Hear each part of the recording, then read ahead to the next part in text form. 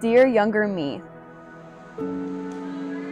I know you're probably getting ready for practice right now, and mom and dad might already be in the car waiting on you. You're probably asking yourself if you're even good enough to be playing with the older girls, what they're going to think of you when you get there, or how you're going to do compared to them. So just slow down for a second, take a deep breath, and listen to what I have to say. First, I want you to know that it's okay to feel this way right now, but I need you to hear me when I say this. You cannot let these thoughts convince you that you are not good enough, because if you could see yourself now, you wouldn't have a doubt in your mind.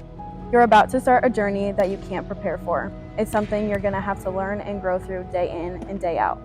You will soon realize that the sport you fell in love with will not always love you back, and in 17 years, you will be a completely different person. The way you view the sport, the way you play, the friends you have, and your love for the game will change. There will be moments you forget why you even started playing. Times when you feel like you have done everything you can and still get nothing back. Bring every emotion you have into the sport of volleyball in hopes it will do the same in return. Times when you train so hard, your body has nothing left to give. Times when you overthink so much that you begin to believe you don't belong here. And times when all you want to do is give up and quit on your dreams. You have to be very careful about putting your value in anyone else's hands but God's. This goes for coaches, teammates, fans, reporters, and even mom and dad. Sports have a pretty good way of convincing us that we will never be good enough. But volleyball will teach you things you never knew about yourself. It will show you that success doesn't come from talent alone. It comes from a relentless drive to be better every day. In the beginning, volleyball will feel like everything to you. Your passion and commitment to the game will be at an all-time high. You will sacrifice trips with friends, school dances, and what people might call a normal high school experience to get where you are today. But over time, you'll learn that the sport that's given you so much can also take a lot away. So please remember that you are allowed to take a step back, to recharge and refocus, to remind yourself why you even started in the first place. You will learn that failure is not something to fear, but something to embrace.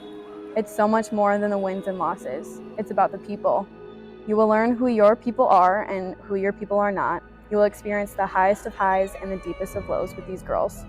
You will have each other's back unconditionally and lean on them when it feels like there's no one else who gets it. You won't know how much you will need these girls until life shows you otherwise. These friendships and the bonds you create will be the best thing to ever happen to you. Trust me, I know how scary it feels to be starting something new right now.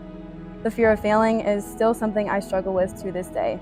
And I'm sure that's not exactly what you want to hear right now, but if you learn how to embrace this feeling, you will be surprised by what you are capable of doing.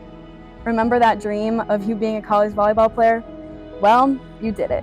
You have played 4 years of Division I volleyball, which is not something many people get to say. The journey has not been an easy one. There have been times where even your 22-year-old self questions if she's truly even meant to be here. But listen to me when I say this. Bet on yourself and prove people wrong, because God put this dream on your heart for a reason. Keep playing, keep pushing, and keep believing.